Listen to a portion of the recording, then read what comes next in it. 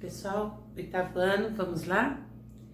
Nós estamos no capítulo 8, página 270, exercícios contextualizados de matemática 1.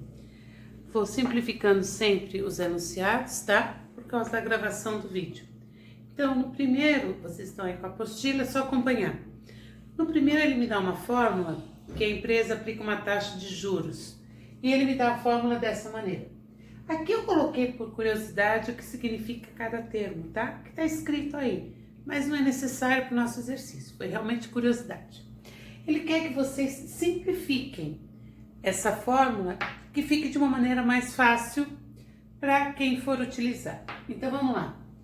Eu tenho o C e tenho o M. O C é do carro, o M é taxa do mês anterior. Aí eu preciso achar o quê? A raiz desse número, tá? Raiz de 1,44. Para quem não lembra, vamos voltar um pouquinho. Se eu tenho um número decimal, eu posso colocar ele na forma de fração. Como é que fica?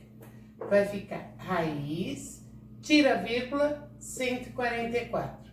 Quantas casas após a vírgula? 2. Então são 2 zeros. 100.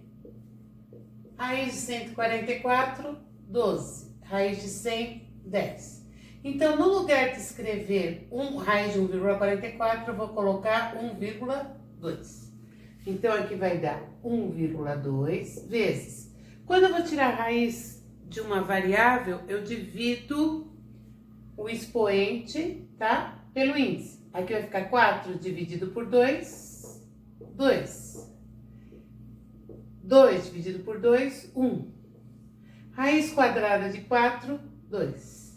Então, melhorando um pouquinho isso, 1,2 dividido por 2, 0,6. C, M, A ao quadrado, F. Pronto, tá aí o nosso exercício. No exercício 2, ele está falando que quando a gente compra um carro, a gente tem aleatoriamente a placa do carro. Mas Roberto comprou um carro zero e solicitou que ele queria essa placa. Tá, vamos fazer do agrado do Roberto. Porém, lembrando que nas placas as letras vêm na frente, tá? A gente já vai cuidar disso. 2, 5 vezes 2, 10. Multiplica os expoentes. Quando eu tenho raiz, vou dividindo. 2 dividido por 2, 1. X, 2 dividido por 2, 1. B, 2 dividido por 2, 1. Vou montar minha placa. Minha placa vai ficar ZXD, 2 elevado a décima, não é 2 vezes 10, cuidado, é 2 vezes 2 vezes 2, 10 vezes. Vai dar 1024. No exercício 3, ele me dá o volume do cubo e ele quer saber o tamanho da aresta. Então vamos lembrar. Gente, quando eu tenho um cubo, tá? Eu tenho 3 dimensões. Eu tenho o comprimento, eu tenho a largura e eu tenho a altura. Se é um cubo, todas essas dimensões são iguais. Aqui é o que a gente chama de aresta. Então, aresta nada mais é do que os ladinhos do cubo, tá? Ele me deu que o volume é 512. Para saber volume de um cubo, eu tenho que multiplicar as 3 arestas. Então, o volume do cubo é A vezes A vezes A, ou seja, o volume é A elevado ao cubo. Isso vocês vão aprender muito mais no ensino médio, tá? Em geometria espacial. Para a gente poder saber a aresta, eu vou ter que fazer o quê? Eu vou ter que achar a raiz cúbica desse número. Então, a minha aresta vai ser a raiz cúbica de 512 A ao cubo. Tá. Qual é o número que multiplicado por ele mesmo 3 vezes dá 512? A gente vai por tentativas, mas se eu tentar 8 vezes 8 vezes 8, 8 vezes 8, 64. 64 vezes 8, 32, 6 vezes 8, 48 e 3, 51. Então, eu vi que a aresta vai ser a raiz cúbica de 512, que dá 8. O A elevado ao cubo, divido, vai dar. E aqui, centímetros cúbicos, vai ficar centímetros, que é a unidade da aresta, tá? Facinho, né, gente? Oi, pessoal. Estamos aqui pra gente estar trabalhando o exercício 4, tá? Gente, tá uma briga aqui em casa, tá? Eu não queria falar pra vocês, mas eu tenho que contar. Tem um monte de monstrinho brigando, porque quer aparecer no vídeo.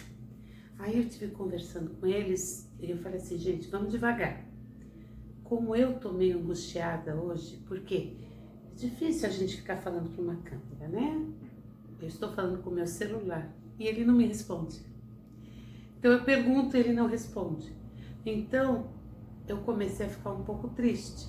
Aí o monstrinho da alegria falou, posso participar? Eu falei, pode. Você está perfeito hoje, eu estou precisando de alegria, tá? Então eu trouxe ele para participar, os outros, calma gente. Pedindo calma porque eles estão brigando ali atrás, vai fazer barulho, vocês vão ouvir. Então eu estou conversando com o meu monstrinho da alegria e o que a gente vai ter?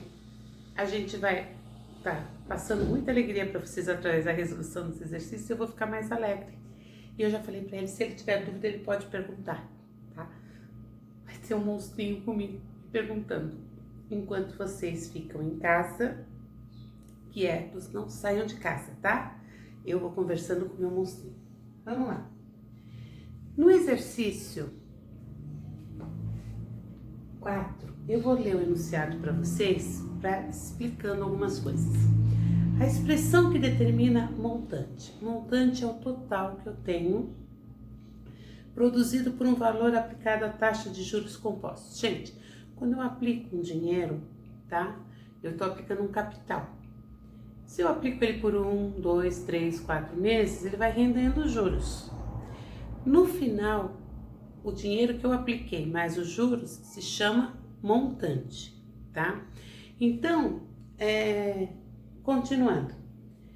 O montante produzido por uma aplicação financeira a taxa de juros de 6% ao mês será obtido por meio do monômio 1,06 elevado a n vezes c, onde ele é o tempo que eu vou ter na minha aplicação e c é o capital, a aplicação que eu pus, o dinheiro que eu coloquei inicialmente. Qual será o valor do montante se efetuarmos tal aplicação durante 3 meses com o valor inicial de 10 mil? Eu já fiz as contas para vocês, por quê? São contas, números mais altos que a gente geralmente utiliza a calculadora, tá? Então eu tenho que o N vale 3 meses, tá? Que é o tempo. O capital aplicado 10 mil, então eu fiquei com 1,06 elevado ao cubo. Multipliquei ele por ele mesmo 3 vezes. 1,06 vezes 1,06 vezes 1,06. Me deu esse valor aqui, vezes 10 mil, tá? Que foi a minha aplicação.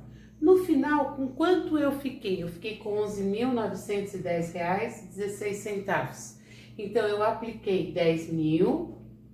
Após 3 meses nessa aplicação, eu consegui juros de 6% ao mês. Eu fiquei com o valor total de 11 mil, tá?